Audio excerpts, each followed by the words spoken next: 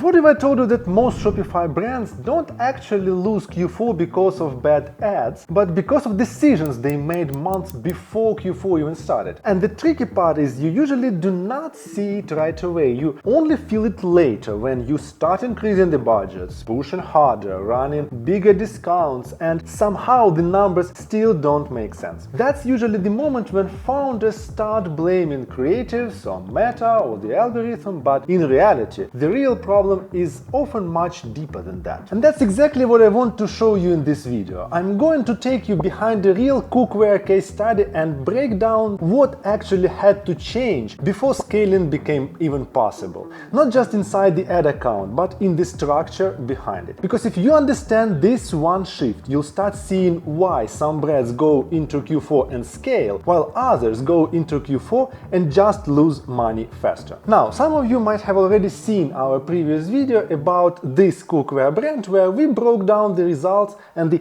overall growth story. But the reason we are making this video now is because we've had enough time to really analyze this case more deeply, and there is one lesson that stands out very clearly. This wasn't just a story about a brand that got good results in Meta ads. It was a story about preparation. And right now is actually the perfect moment to talk about it, because if you are a Shopify founder and you want your next Q4 to look different, this is the time to start building for it. Not in October, not in November, now. So instead of just showing you a nice case study, I wanted to use this example to make a bigger point. Q4 doesn't fix weak systems, it exposes them. If you haven't met yet, I'm Victor, co-founder at and we help Shopify brands scale through ads, retention, and full funnel strategy. And on this channel, we try to share what's actually happening inside the real accounts based on real numbers, real mistakes, and real growth stories. Here's the thing most founders misunderstand about Q4. They think that's the season where you finally push harder. You increase budgets, launch more campaigns, test more creatives, and that's what unlocks growth. But in practice, that's not really how it works. Q4 doesn't suddenly make your business healthier. It doesn't fix weak funnels, weak offers, weak tracking, or weak customer journeys. It just pulls more pressure on everything that already exists. So if your system is weak, Q4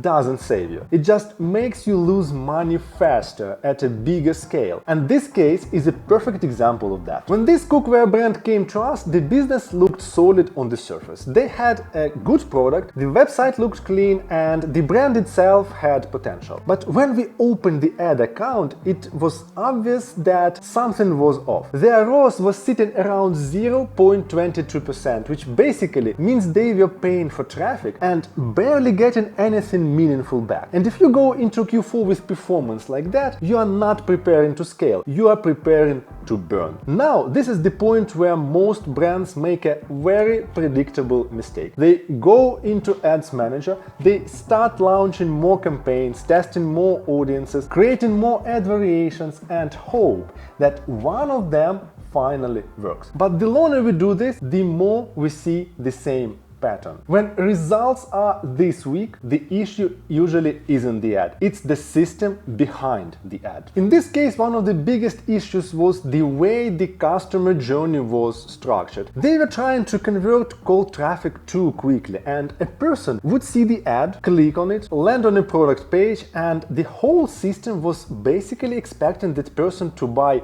right there. Now, for low-ticket products, especially impulse purchases, that can sometimes work. But for cookware, where the price is higher and the purchase decision usually takes more thought, this creates friction immediately. People want to compare, they want to understand the value, they want reassurance that this is the actually right option, they want to trust the brand before they commit. And if your system ignores that reality, your conversion rate drops, your CPA rises, and suddenly scaling becomes almost impossible. So instead of pushing harder on ads, we stepped back and looked at the whole structure. Because to scale a Shopify brand properly, especially ahead of Q4, you need to get three things right. You need to understand the barriers that stop people from buying. You need an offer that makes the purchase feel worth it. And you need a funnel that matches how people actually make their decisions. And in this video, I want to focus mainly on the funnel side because that's what made the biggest difference here. One of the first things we addressed was tracking. And because when Meta doesn't get strong enough signals, optimization becomes way harder than it should be. And that means even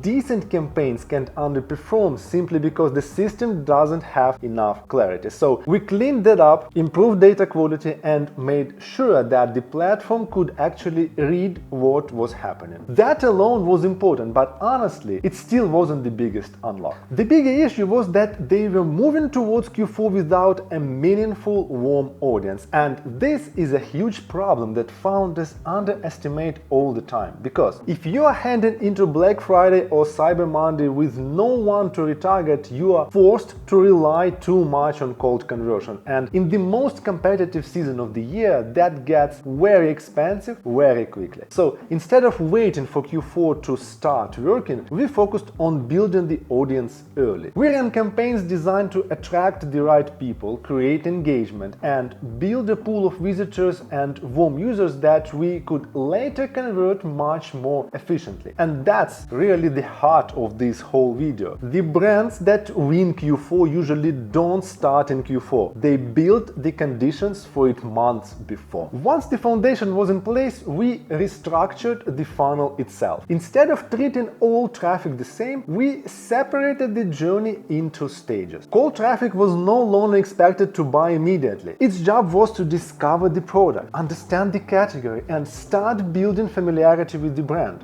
Warm audiences got a different message. More trust, more social proof, more context, more reasons to believe this product was worth choosing. And only after that we pushed harder on direct conversion. This sounds really simple, but it changes everything because now you are no longer forcing people to buy before they are ready. You are guiding them through a process that actually reflects how people buy. This also changed how we approached creatives. We didn't just need more creators, we needed different messages for different levels of intent. A person seeing the brand for the first time doesn't need the same message as someone who already visited the site twice and looked at product pages, for example. So the creative strategy became much more intentional. Different angles, different purposes, different roles inside the funnel. And this is one of the reasons why so many brands struggle when they scale. They keep showing the same type of creative to everyone and then wonder why